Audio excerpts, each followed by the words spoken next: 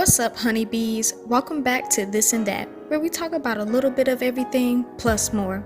I'm your host, DJ Bizzy Bee, bringing you new content every week from The Hive. It's that wonderful time once again with this month's installment of monthly funky finds for December. Honeybees, you already know how this goes.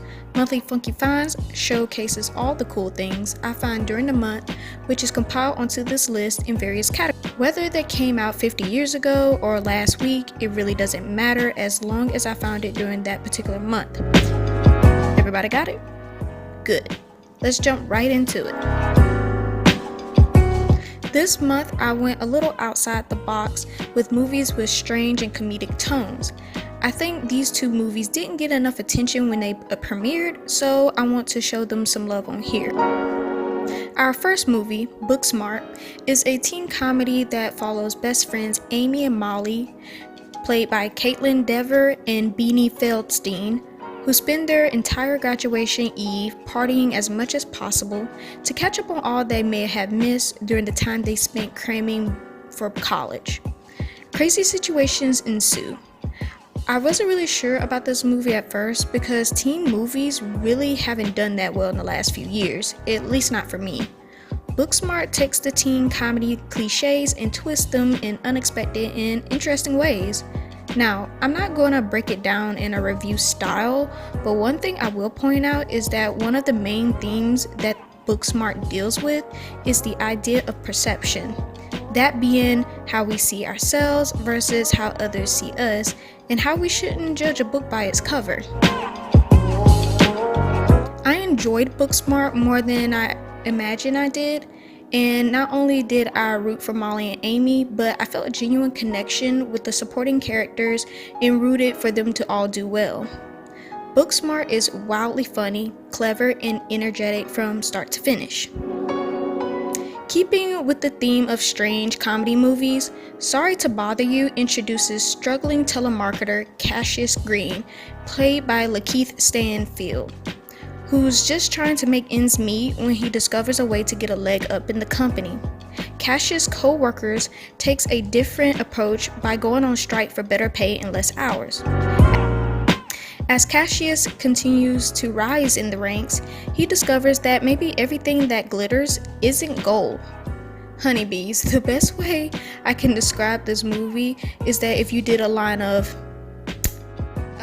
powdered sugar and then stumbled your way into the Twilight Zone.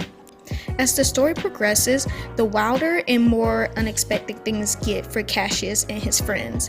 I swear I haven't seen anything like this in so long. I found it to be very refreshing and nuanced. Just as Booksmart adverts our expectations, Sorry to Bother You literally takes our expectations and just throws it out the window. You'll come out of this movie feeling as though you did take a line of powdered sugar and went on a crazy ride with no handlebars or safety nets. I highly recommend seeing this movie for yourself and maybe even watch it with friends because I think you'll have a lot more fun watching it that way. Trust me on this one.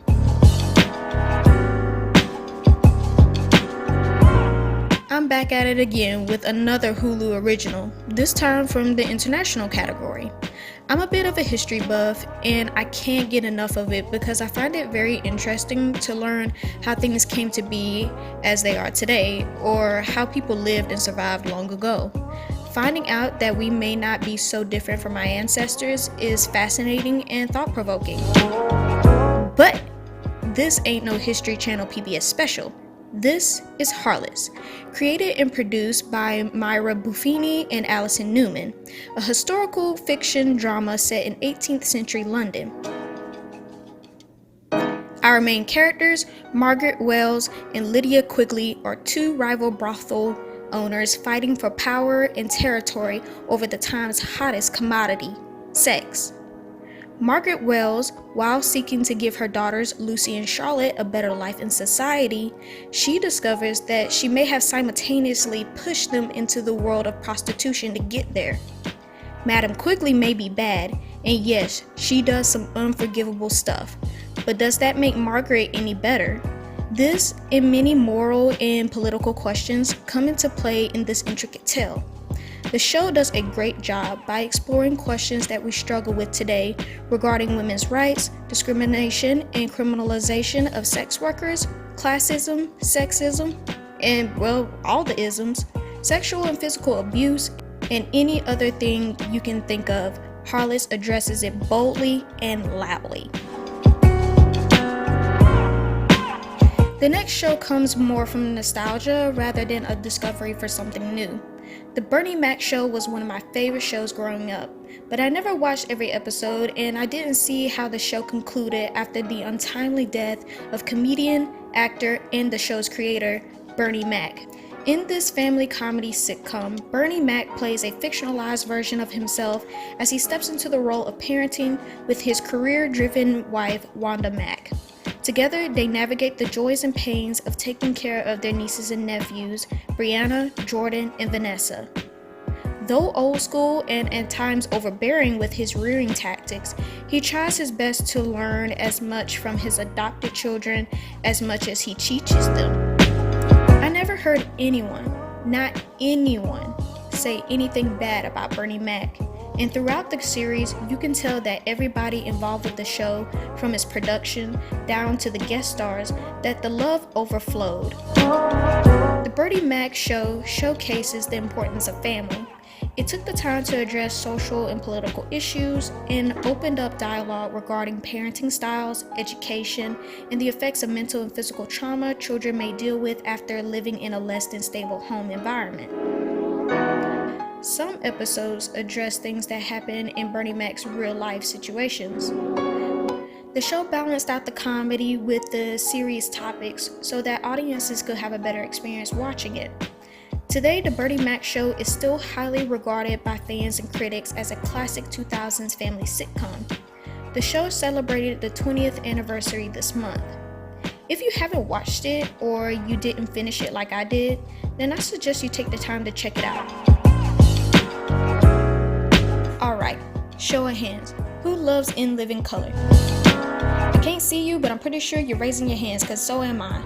And if you do love In Living Color, or if you just like comedy in general, then I got a book for you, honeybees. This book is called Homey, Don't Play That, the story of In Living Color in the Black Comedy Revolution, written by David Peisner.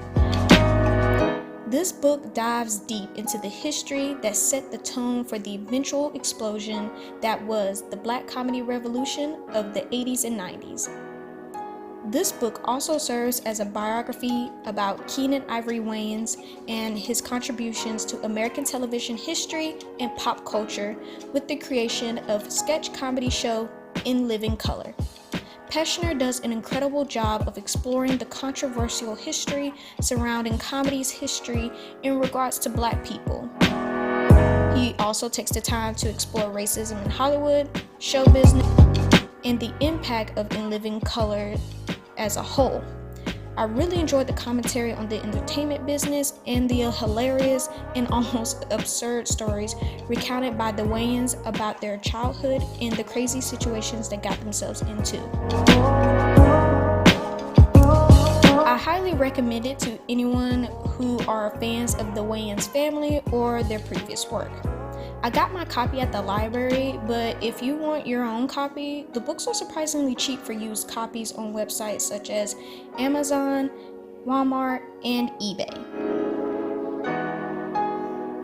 Now it's time for my favorite portion of Monthly Funky Finds. Here's my list of songs in heavy rotation for the month of December.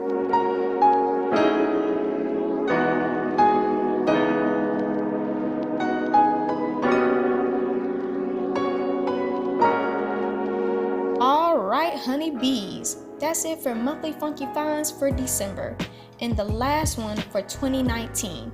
I can't believe we've gotten this far, but I am thankful beyond words for the progress that has been made with this series. I will definitely continue with this series during 2020 and expand upon it a little bit. Anyways, tell me what y'all think of this month's installment in the comments below. If you would like more content just like this, please subscribe to This and That, like, and share with anybody and everybody. get updates on the channel, follow me on IG at DJ_Bizzy_B. For business inquiries, please contact me at thisandthatqa@gmail.com. I'm your host, DJ